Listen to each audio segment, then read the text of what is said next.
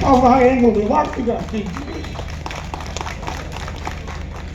5 ஆண்டுகள் பொற்கால ஆட்சி என்பது நிறைவு செய்து மீண்டும் தேர்தலை சந்திக்க மதசார் சிறப்பாக ஏற்பாடு செய்த அக்கா கீதா ஜீவன் அவர்களே, கட்சியினுடைய மாநகர அனைவருக்கும் முதலில் மார்க்சிஸ்ட் கம்யூனிஸ்ட் கட்சி சார்பாக வணக்கத்தை தெரிவித்துக் கொள்கிறோம். என்பது அதிகரிக்கக்கூடிய நிலைமை என்பது உருவாக்கக்கூடிய அரசாங்கமாக திராவிட முன்னேற்ற இந்த மாவட்டத்தில் லட்சக்கணக்கான நிலைமை என்பது கடந்த 5 ஆண்டுகளுக்கு முன்னால் இருந்தது.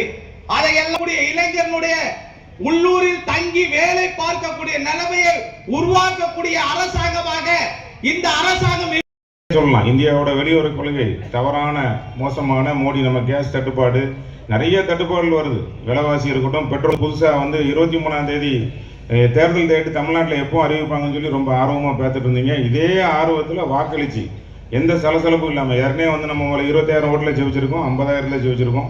இந்த ஆட்டை கண்டிப்பாக 75,000 to 1,00,000 ஓட்டில் ஜெயிக்கணும். பொதுமக்கள் நீங்கள் தான் அதை முடிவு செய்ய முடியும். கூட்டணி கட்சி வேலையை நம்ம பார்ப்பாங்க, நம்ம கழக தலைவர் வேட்பாளர் அறிவிப்பார். அப்போ நீங்கள் உங்களுக்கு தெரியும். நம்மளோட வெற்றியை உறுதி செஞ்சு வருங்காலத்தில் இதே வேலை தான். இந்த வெயில் நிறைய அடிக்கி சாயந்தர நேரத்தில் நீங்கள் வேலை பார்த்தாலும் சரி, நிறைய பேர் வருவாங்க. அவங்களுக்கு அந்த ஸ்ட்ரக்சர் தெரியாது வேலை பார்க்குறது. நம்ம தான் முன்மாதிரியாக இருக்கணும். அதில் நீங்கள் அந்த டீ கடையில் பேசுகிறது, இங்கே பேசுகிறதெல்லாம் ஒன்றும் இல்லை. நம்ம வேலை பணி தொடர்ந்துகிட்டே இருக்கும். வருங்காலத்தில் மீண்டும் தமிழ்நாடு முதலமைச்சர் அவர்கள் நம்ம கழக தலைவர்களை அமைத்தும் என்று கூறி வாய்ப்புகளுக்கு நன்றி கூறி விடுகிறேன். என்றெல்லாம் இங்கு அழகாக எடுத்து கூறினார்கள். முதலமைச்சர் அவர்கள் 2021 ஆண்டு பொறுப்பேற்கும் போது கொரோனா என்ற அந்த கொடிய வியாதி தலைவிரித்து ஆடியது எல்லாம் நம்ம மறந்திருப்போம்னு நினைக்கிறேன். அவர் வரும்போது உச்சகட்டத்தில் இருந்தது.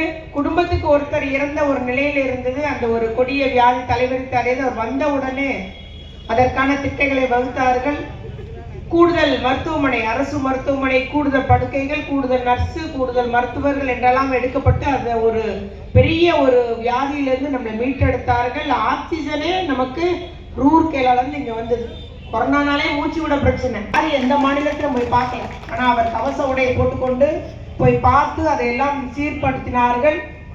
ஆட்சி பொறுப்பேற்ற உடனே நம்முடைய ரேஷன் கார்டில் நமக்கு கொரோனா நிதி 4,000 ரூபா போட்டார். ஞாபகம் இருக்கா? எல்லா கார்டிலையும் போட்டார். அதற்கு முந்தைய ஆட்சியாளர்கள் என்ன செஞ்சாங்கன்னு நினைக்கிறோம். மத்திய அரசா, ஒன்றிய அரசா இருக்கட்டும், மோடி அரசா இருக்கட்டும், எடப்பாடியா இருந்தா என்ன செஞ்சாங்க?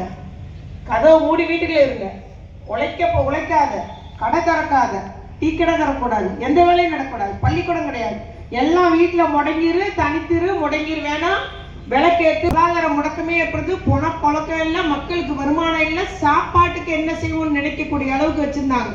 நம்முடைய தலைவர் வரவும் அத்துணையும் தொடங்கினாரு. ஆனா அடுத்து ஓராண்டு முடியும் காலை உணவு திட்டம் அறிவிக்கப்பட்டது. அதெல்லாம் வாக்குறுதியில கிடையாது. அதனால நம்முடைய தலைவர் சொன்னதையும் செஞ்சிருக்கிறாரு, சொல்லாத திட்டத்தையும் செஞ்சிருக்கிறார். வாக்குறுதியாக சொல்லாத திட்டங்களை நல்ல முறையில நிறைவேற்றி வருகிறார். அப்போ எல்லா பத்திரிகைகளும் அவரை சிறந்த முதலமைச்சர், இந்தியாவிலேயே சிறந்த முதலமைச்சர் என்று அவரை பாராட்டினார்கள்.